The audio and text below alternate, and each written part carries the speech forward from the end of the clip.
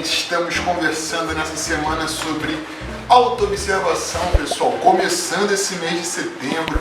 Ontem a gente falou da importância de como na relação, na comunicação, a gente falou lá no mês passado, a gente usa muito observar o outro, mas como para nossa mente também é importante o auto-observar-se. Isso a gente começou a falar ali na terça-feira, mas hoje a gente quer ilustrar com um vídeo interessante falando sobre a importância disso, de como muitas vezes, por estarmos pensando o tempo todo, parece que a gente está sempre se observando, só que nem sempre isso acontece. Não é sempre que a gente se pergunta como é que eu estou me sentindo agora, o que meu corpo está querendo. Essas são questões aí que a gente se educa a fazer com o exercício da autoobservação, mas assistam o vídeo aí que vocês vão gostar.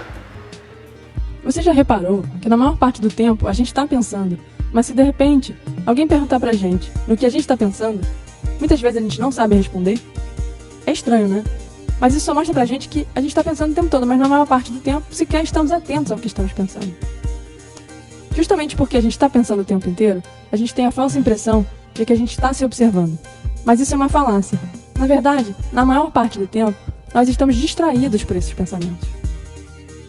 Então a ideia da prática de autoobservação tem a ver com parar regularmente para a gente tentar perceber os nossos próprios padrões de pensamento.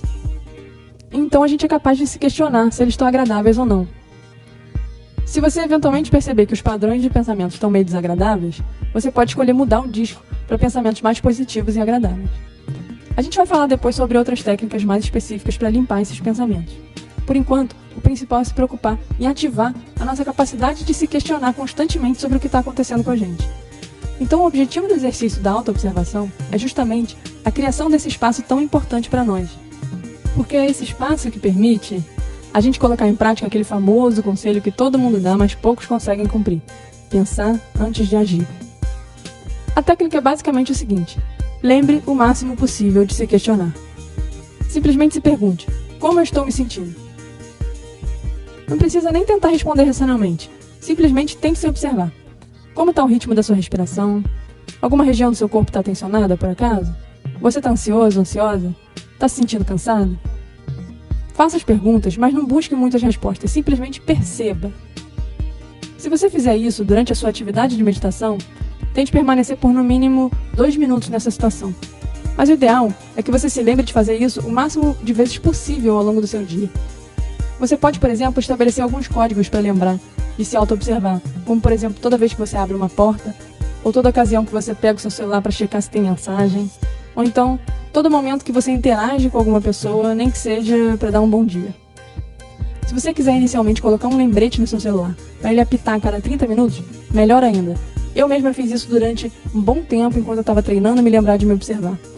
Parece estranho, mas a parte realmente mais difícil da prática da autoobservação nem é a autoobservação em si, mas sim a disciplina de lembrar de se checar praticamente o tempo todo. Hoje para mim já se tornou até natural ficar atenta para os meus próprios sinais de que algo pode estar me incomodando. Quando a gente adquire esse hábito, isso aumenta a nossa capacidade de cortar o mal pela raiz, ou seja, de se desapegar de alguns pensamentos antes que eles tomem uma proporção muito maior. Porque a verdade é que fica muito mais difícil de se desapegar de um pensamento depois que a gente deixou ele crescer, né? Então não deixa de praticar. Ok? Tudo bem até aqui? Então continua nos acompanhando aí pelo nosso site, pela nossa página no Facebook e pelo nosso canal no YouTube. E a gente se vê no próximo vídeo. Isso aí, meu time. Então, considerada a importância da autoobservação, de como ela pode fazer bem para a nossa mente, vamos lá para os exercícios que estão na página número 3 no topo, chamado feijões. Parecido com o que a gente viu lá na terça-feira, também tenho que descobrir quanto que vale aquele último sinal lá, aquela última interrogação, de acordo com os valores que os feijões apresentam durante o problema. Então, matemática, tranquilinho, descendo um pouco, chama-se Desenvolvendo Pensamentos. Diz o enunciado: as frases abaixo podem ser preenchidas de muitas maneiras diferentes. Então, ele era magro como... Aí você vai fazer esse comparativo, né? Ele era magro como um poste, ele era magro como um varapau, né? Tem gente que usa essa expressão. E aí, façam essas comparações. O bolo tinha gosto de infância, o bolo tinha gosto de feito hoje, sabe? Então, pensem aí, o bolo tinha gosto de quê? Tinha gosto de banana, sabe?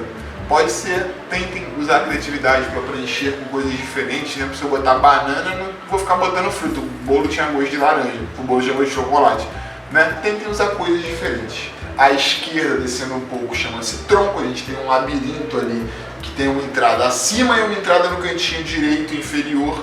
Então pode entrar por cima e sair por baixo, pode entrar por baixo e sair por cima. O importante é conseguir cruzar esse tronco aí sem ficar perdido e preso pelo labirinto, certo?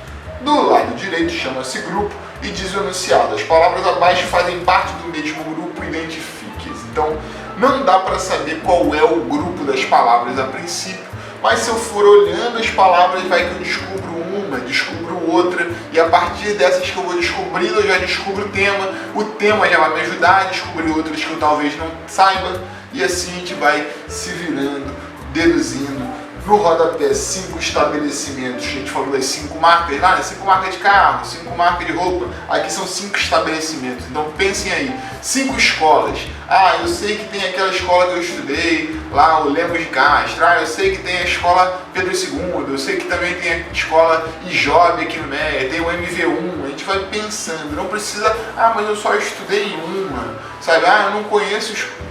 Tenta lembrar, durante a vida você passou por escolas conhecidas, no bairro geralmente tem alguma escola conhecida. Mesma coisa com os restaurantes, mesma coisa com as igrejas, mesma coisa com os hospitais. Vamos na página 4, lá no topo tem 2 problemas. Do lado esquerdo, a idade. Diz assim, Solange tem 20 anos e é 4 vezes mais velha que o seu irmão. Dá pra saber já a idade do irmão sabendo que ela tem 20, né? Mas a pergunta é, quantos anos ela vai ter quando tiver o dobro da idade do seu irmão? Aí vocês vão escrever, não sei se vão fazer uma fórmula aí, tentem resolver. Depois a gente compartilha aí o gabarito. Mas vamos pro lado. O que é? Nasce na água foi criado, mas se voltar para a água, aos poucos será eliminado. Nossa, que será isso? Eu tenho uma ideia aqui, mas eu vou deixar que vocês reflitam. O que é? Que nasce na água, mas se voltar para a água, aos poucos vai se eliminando.